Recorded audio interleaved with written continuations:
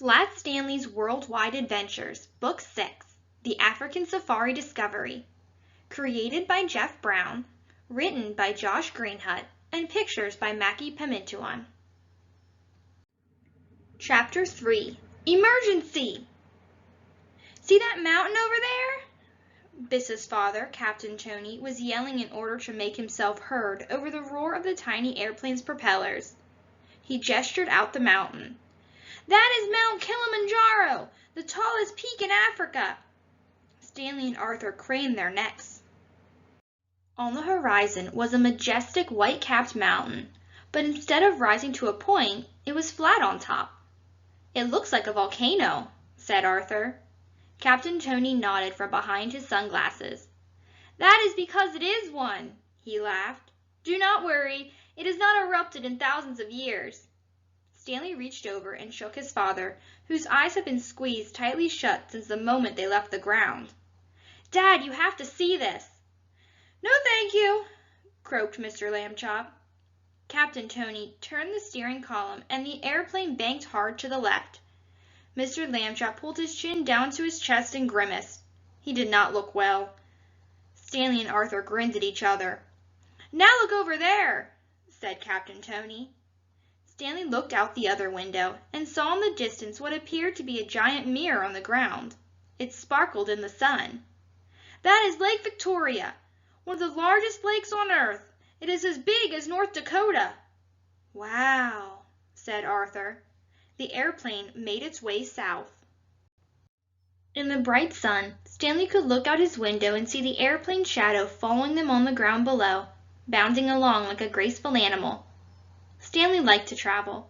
He thought of Mount Rushmore and of Calamity Jane, the adventurous cowgirl they had met there, and of Egypt and of Missy, the archaeologist's daughter, and of Japan and Oda Nobu, the movie star, and of Carmen del Junco, the great matador of Mexico.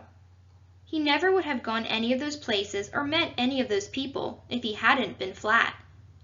Down below, a giraffe was now running alongside the airplane's shadow. Even from this high up, it was an unusual-looking animal. It had such a very long neck and very thin legs. Stanley had once read that other animals liked to have a giraffe around, because its height allowed it to spot predators sooner. When a giraffe ran, all the animals ran. It was as if having a giraffe nearby helped everyone see farther. As they crossed the border into Tanzania, the cockpit radio crackled to life. A voice spoke rapidly in Swahili. Captain Tony shouted something back. What is it? Said Arthur. There is a brush fire in Nairobi National Park, said Captain Tony. This park is very close to our city. I must return at once. Mr. Lambchop opened his eyes. You should land here and let us off, he said bravely. Captain Tony shook his head. No time, he said. You will have to jump. Mr. Lambchop's mouth fell open. Captain Tony commanded Arthur to open a compartment on one side of the plane. Arthur reached inside and then held up a pack in each hand. 2 parachutes, he announced. That is what I was afraid of, said Captain Tony. Are these all there is? Said Mr. Lambchop. Arthur said, I think you mean, are these all there are, Dad? Grammatically. Quiet, Arthur, said Mr. Lambchop. Stanley swallowed. You two use them, he said. I can jump without a parachute. Stanley Lambchop, you will do no such thing, said Mr. Lambchop. You may be flat, but you are not a bird. Dad, it's the only way, Stanley pleaded. If I could ride the winds in Canada to the Northwest Territories, then I can be my own parachute. Mr. Lambchop looked hard at Stanley. Please hurry, Captain Tony said. Mr. Lambchop blinked. Don't tell your mother, he said, grabbing a parachute from Arthur. With Arthur and Mr. Lambchop suited up, they pulled open the cargo door. Stanley's father hugged him. Fly safely, son. Arthur pulled a pair of goggles down over his eyes. He looked out the open door and grinned. Now this is an adventure! And with that, Arthur Lambchop jumped out of the airplane. Arthur! Mr. Lambchop was stunned.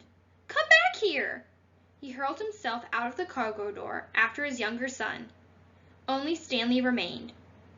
Follow the sun until you come to a river," said Captain Tony. "The place you are looking for is just a few hours downstream." "Thank you," said Stanley. "Good luck with your fire."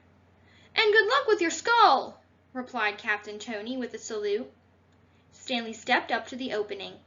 As he grabbed the handle beside the cargo door, the wind blew his feet out from beneath him. Arthur and his father looked like starfish falling through the air below. Stanley took 3 deep breaths, and then he let go.